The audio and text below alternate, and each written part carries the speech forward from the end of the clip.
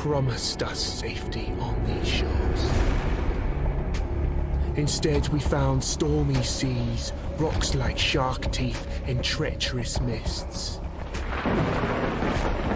Those few who managed to land will be set by hunger, cold, and nightmares born of weirdness.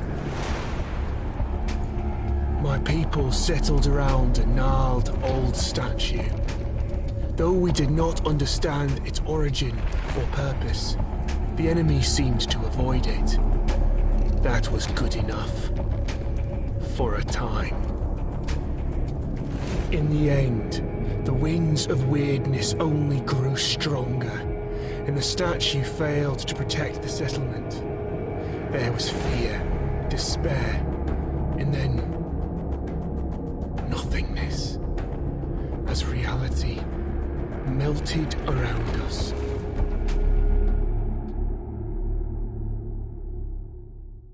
You awake to nothingness. All you can sense is darkness. A dense mass of emptiness so total that even your thoughts disintegrate. Then you hear whistling. An eternity seems to pass before something materializes in the darkness with you. Something angry. Damn it, you weren't supposed to land here. Damn it all to hell. The creature pauses for a moment, clearly weighing up some options. He taps a finger against one of his horns. Now, listen, there's a lot to do and no time to waste. What can we try? Perfect. You can speak, and yes, these are really great questions. No easy answers, though. Sorry to disappoint. Now, listen closely. Are you ready? Brace yourself, because what I'm going to tell you is rather important. You're gone. Your village is gone. Everything you've ever known is gone. Yes, everything and everyone, including your very own self, as I mentioned already. However, the creature taps two hooves together, marking a dramatic pause. There is a small chance, an infinitesimally tiny chance, really, to bring it all back. You were saved from death in order to keep your reality from falling apart. But, well, it's not going to be easy. First, we must ensure that you're in good enough condition to actually do anything. Which brings us to the problematic part. Your body. You squint down at your feet and hands in the darkness. They seem perfectly fine. Oh no. Oh, goodness me, no. That's just an illusion. I had to get you here somehow, didn't I? Otherwise you'd start talking about the afterlife and whatnot. And this, my friend, is not an afterlife. This is a total mess. But let's see what we can do. Here, this little trick should get us started at least.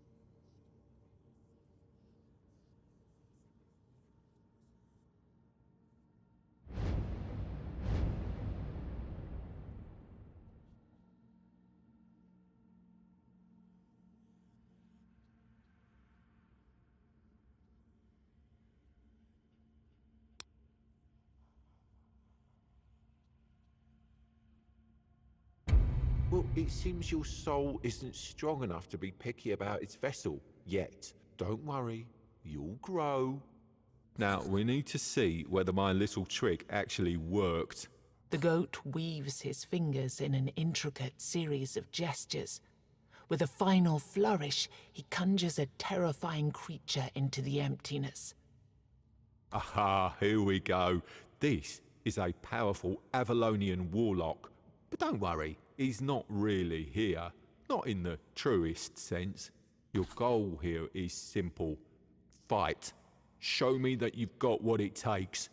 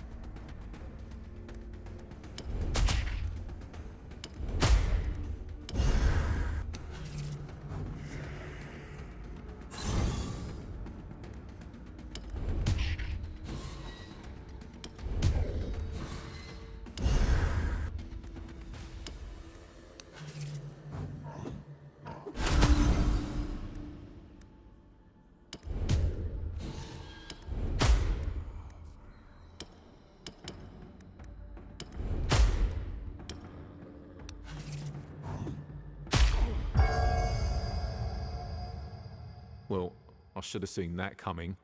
It was optimistic of me to expect you to beat it on your first try. But don't worry. Like I said, you'll grow. I'm going to send you to a very special place now. It's a mirror of your reality, located in an endless loop between life and death.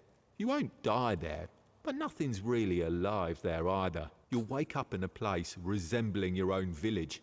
You'll find a man there whose task it is to help you on your journey. Your main objective for now will be to push onwards, survive, kill the 4 Guardians.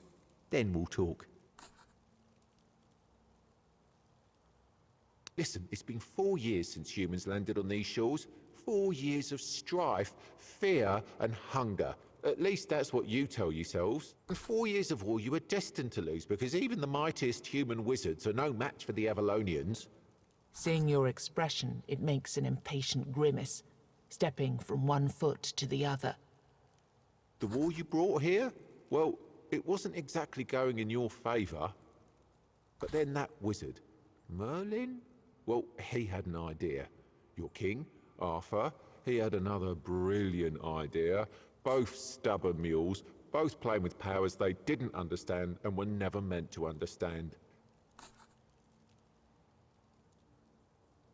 And so we're here, in this corrupted reality, strung together with the last strand of somebody's goodwill.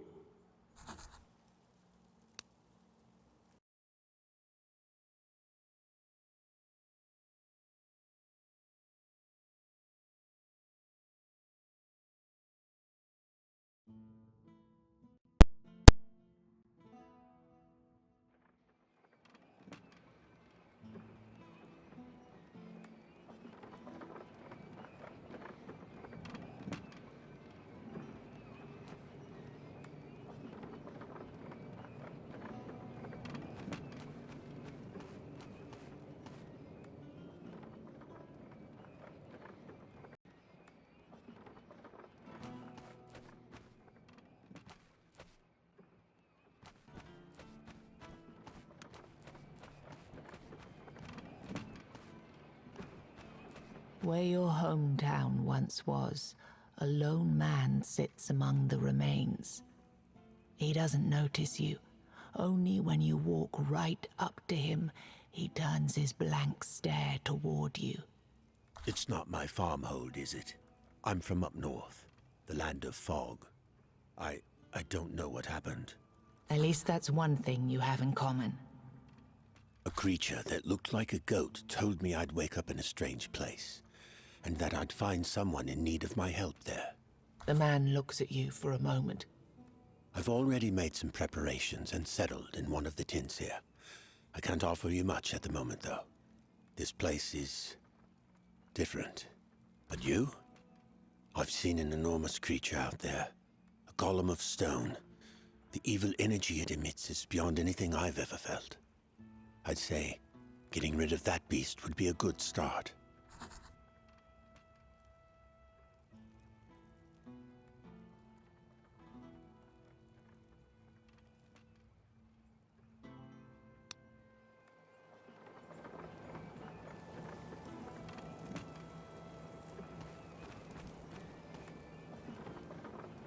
Right now, this building is an abandoned ruin.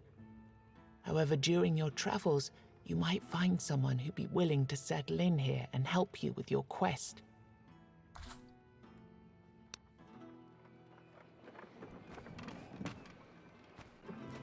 Right now, this building is an abandoned ruin.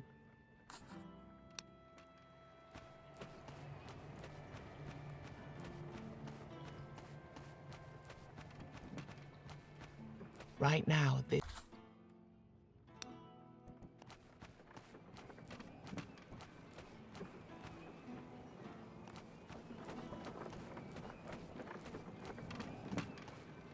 Right now...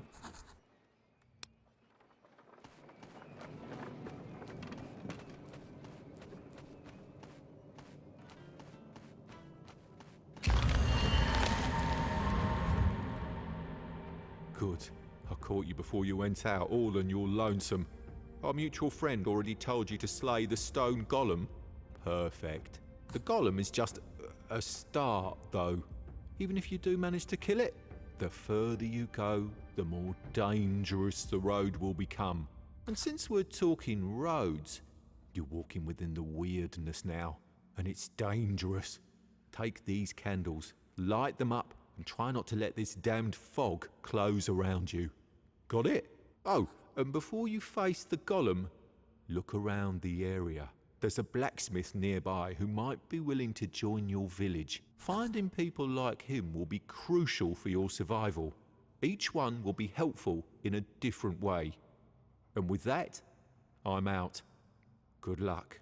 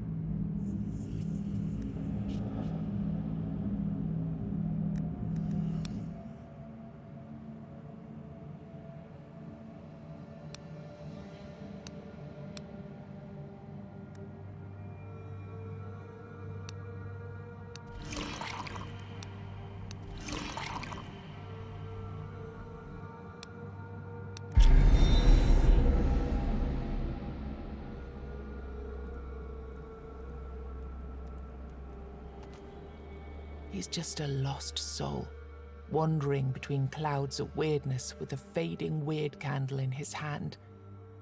His eyes light up when he sees you. You notice that he is not actually looking at you. He's looking at your candle. Thank gods! Mine's almost out. Do you have more? Please, if you don't help me, I'm done for.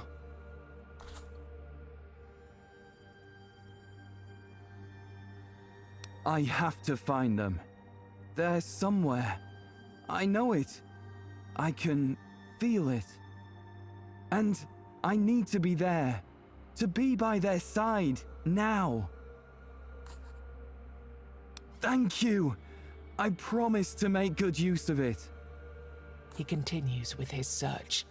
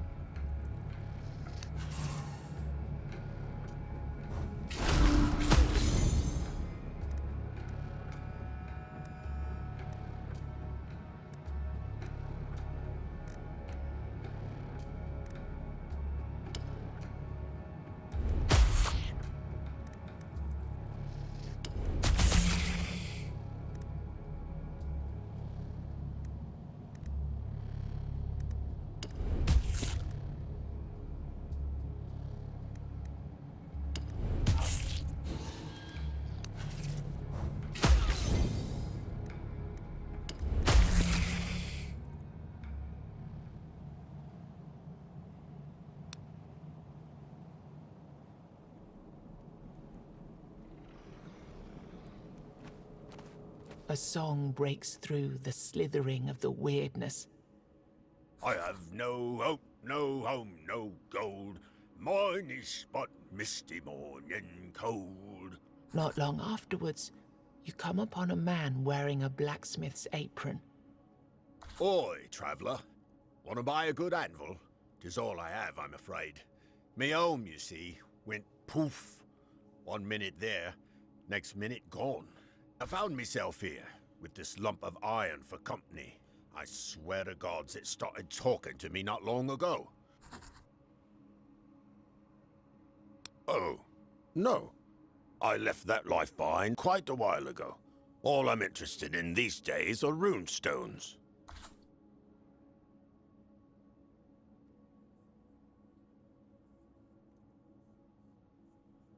Yes, containers for the magic of giants. Even though you'll usually find them broken, they're extremely powerful. You can use them to enhance your weapons or armor. They will influence your abilities in different ways. Also, when you find 3 of the same kind and rarity, you'll be able to fuse them together. This will make them even more powerful. Here, let me give you some. You can try it later. I'd say that since you know what you're looking for, you should be able to find more of them out there. By the way,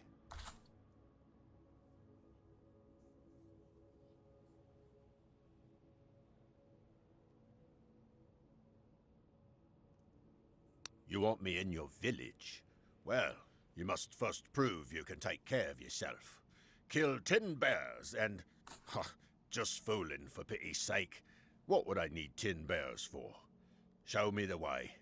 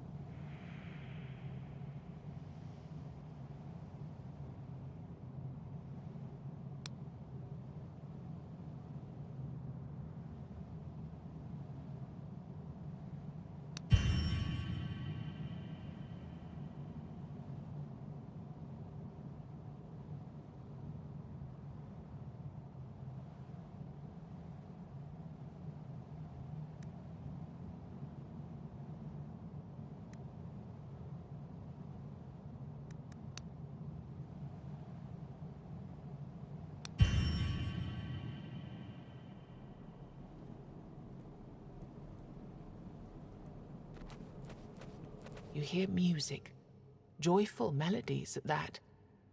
They sound weirdly inappropriate, drifting through the inscrutable darkness. Then, the source of the sound appears. Oh, a traveller. Come on, sing with me. There are many instruments around, all made from materials at hand.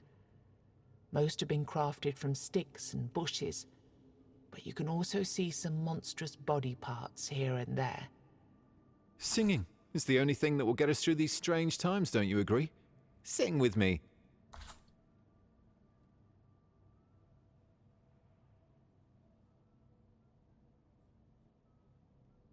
You aren't all that bright, are you? My music once filled the halls of... Wait, what was the name of that king? You know, the tall one. Arthur? Yes, grumpy one, didn't like jokes, but he paid well. He starts to dance again, clapping on his belly like a drum. Speaking of paying, Master Stranger, do you have any coins to spare? If you do, I might teach you a song or two.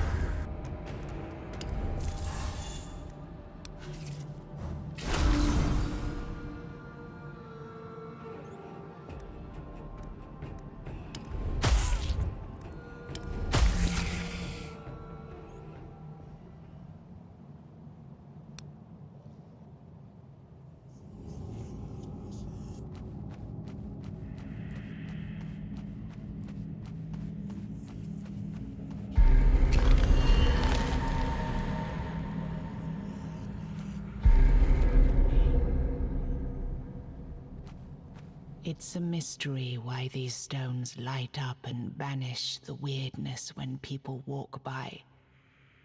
Many believe Merlin himself invented the runes carved into them.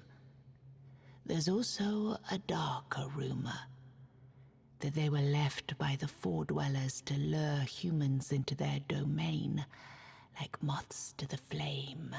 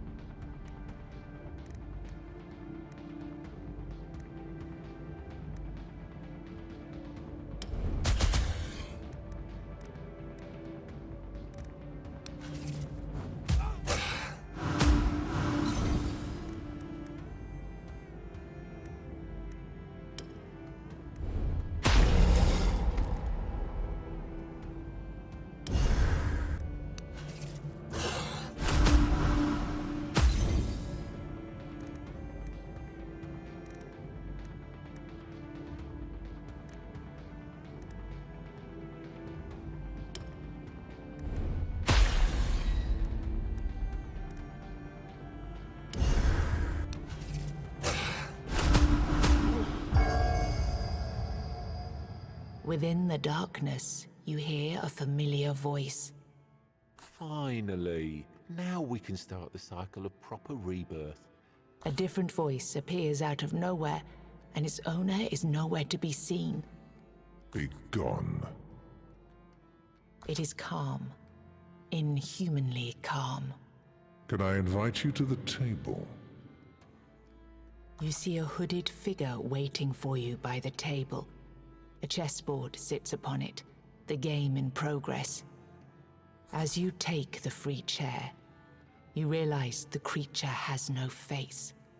A white skull leers from the shadows of the hood, a human skeleton draped with robes. I admit, I'm not used to showing up in person whenever people die. That's too much hassle, with adjusting my presence to your current imaginations and whatnot. But let's say that your case is special.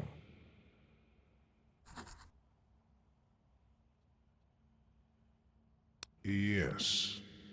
And yes to that other question, too. You're technically dead, but there are certain things that prevent you from, let's say, being properly gone.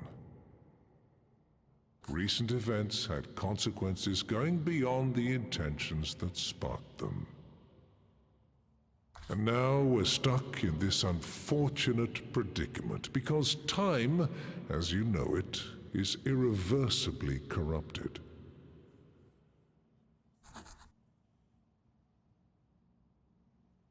The past and the future are happening at the same time. All that you see is an echo of things that already happened or eventually will, presented without inherent sense, without purpose, without any logic. You see 4 figures on the board changing shapes into forms of beasts, and a moment later, they dissolve into dust. You must slay the Guardians and keep slaying them until you reach the source, conjuring them out of the weirdness. Their deaths will make you stronger. This will lead you to your destination.